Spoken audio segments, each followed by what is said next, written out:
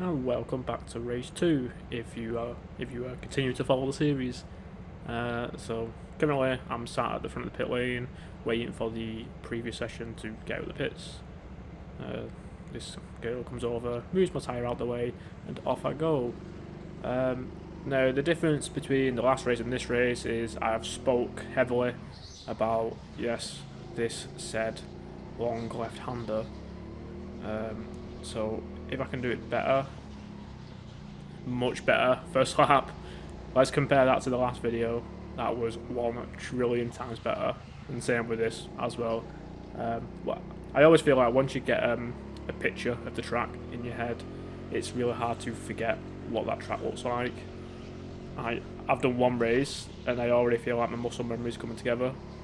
I'm way more confident through every section of the track already. Probably down to me,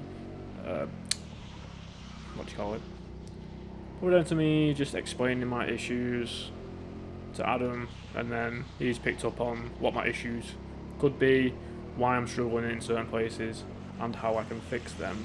So I did take all that into consideration, and now I am racing, hoping I can improve on where I was going wrong, aka this part of the track. So I tried to skip my back end out there, because when I spoke to Adam, he said that sometimes he skids his back end out and that helps, but due to the hot temperature tonight, I guess that wasn't going to be possible. I really tried to flip my back end out there, and it was so late that I ended up overextending the apex and totally messed up the corner. So I think from here on out, I'm probably going to go halfway between both tyre walls, and then turning quite heavily to the left and then narrowly to the right. I feel like that was the better way of doing it tonight. Probably down to the temperature. Couldn't tell you, not raced here much, but this is just how I'm thinking at this point. This kart had... The brakes were very all of a sudden, kind of. There wasn't anything like Liverpool's kart. This kart was still good. It's just that the soft braking was a lot harsher than the first kart I had. So I've literally had to adapt yet again to another kart. The same in when I get kart 3. Can't remember what the braking was like on that, but it was again totally different. Although in race 3 I think I had kart 23, which was apparently the fastest straight line speed kart. I did my best time in that by 0.1 of a second. Almost won the race, but not quite. I am going to go back here shortly. I'll try and go with Mr. Nathan Webb himself whenever he's off work, which is pretty hard to get off apparently if you're a staff member at Teamsport.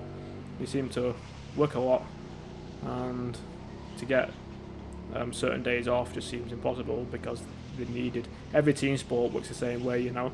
So every team sport has the Monday members 3 for 2 on social night. Every team sport, do they all have Tuesdays off? I know Warrington has Tuesdays off, so this track's probably the same.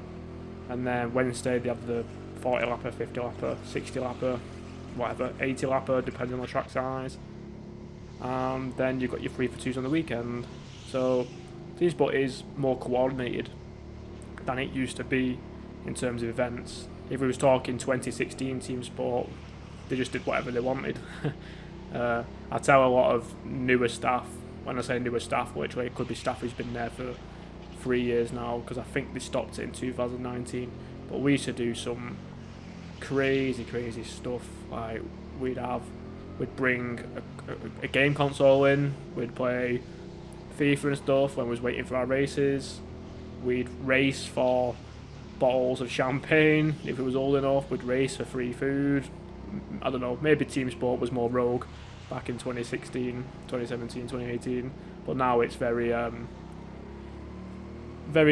well managed, should we say. Yeah, all the staff I've ever dealt with at Warrington have all been lovely.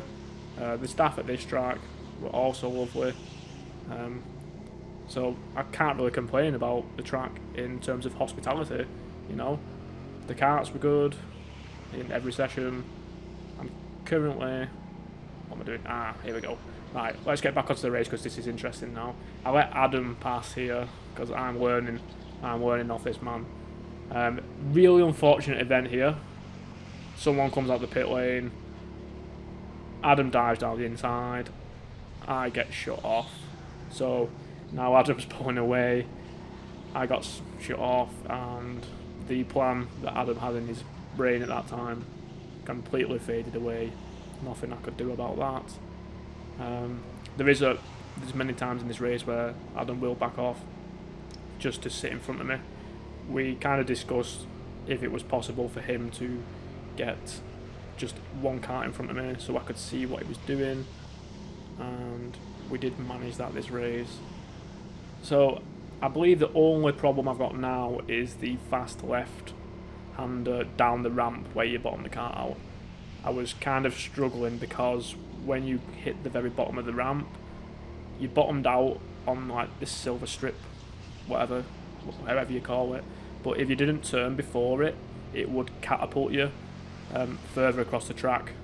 So I did learn if you didn't turn left there, then yeah, you'd end up going far to the far tyre wall, and you didn't really want to go there because that part of the track is that fast pace that you kind of want to minimise the track distance because it's going to benefit your lap times massively. So whoever the guy is in front of me, he's got a camera on, so I'm assuming his POV will be on YouTube shortly, hopefully this week, whenever he wants to edit it. I'd love to see other people's POVs. I know Alex Wiley, the little kid who I was on about in race 1, he was recording from and back, I think, so it would be nice to see his POV, just to see what an elite race around here does in terms of decision making and lines. Like, this is literally my first ever time in this venue, so by race 3 I have got a hot lap video already made, and I will. Yeah, right, okay, let's just ignore what just happened there. My hand totally cramped up and I just had no energy to turn. I was looking at Adam at the same time and I just crashed into the tyre wall.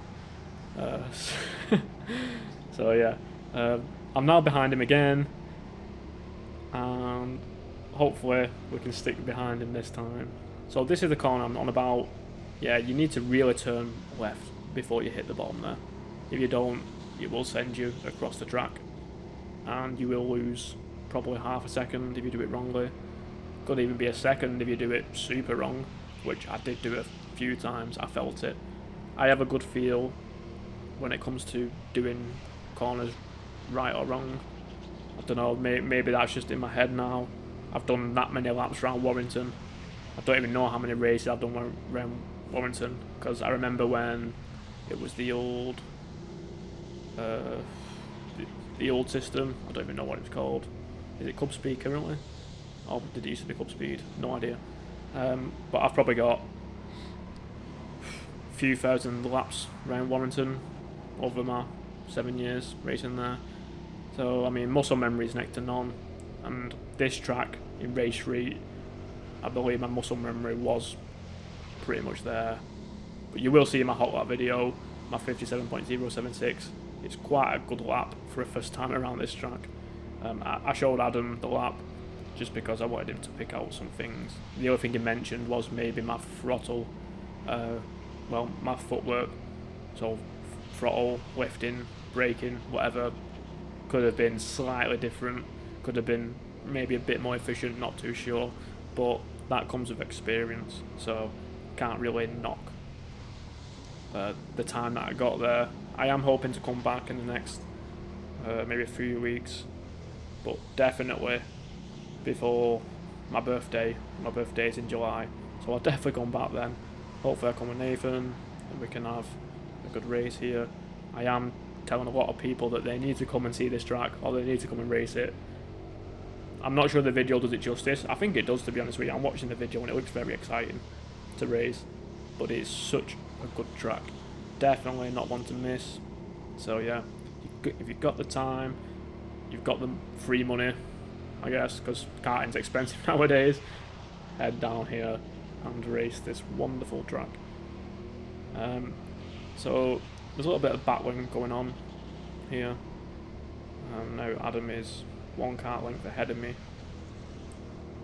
I'll probably dive down the inside to get back up to him at some point in this race, but pretty much I know probably the next few drivers are quite fast.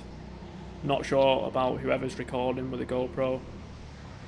I seem to have more pace than him in every race that I went in, so he was probably a weight class above me or something.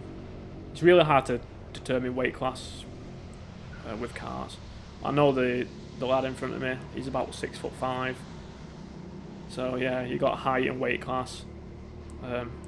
Height doesn't really do much. Sent it down the inside there. A little bit of contact made, but I don't think that guy's too bothered about it. But yeah, when you got like a taller driver, but they're still a middleweight, it's the exact same as a lightweight driver kind of. The only issue is your centre of gravity is quite offset because you've got more like height in your upper body. It's probably better if you've got longer legs and a shorter torso for racing go-karts. I can't really relate just because I'm literally 5'8", 5'9". So I'm probably a good height. Probably a good height for go-karting. I let this guy pass because I want a bit of space now. I've watched Adam a bit. I'm glancing behind me to make sure there's no one near me, so I can really slow down and hopefully get in a good lap. But little did I know, I think I've already done my fastest lap this session. I'll have to double check that. It could be any time now, or it could have been towards the start. More than likely it's one of these next few laps you're going to see. So I think I've given people enough room now, and now we're going to put my foot back down. This corner here was great, so much fun. I did it pretty well all night, and then that really gave me the confidence to go for a flying lap. As soon as I did this section, well, I mean, that could have been a bit better. Again, I'm going to criticise my own driving. That could have been a bit better.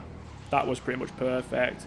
So as long as you get the start of what your lap, the start of your lap that you're thinking about in your head, if you get that in the first few corners, then it just gives you a boost to do better and really think about what you're doing.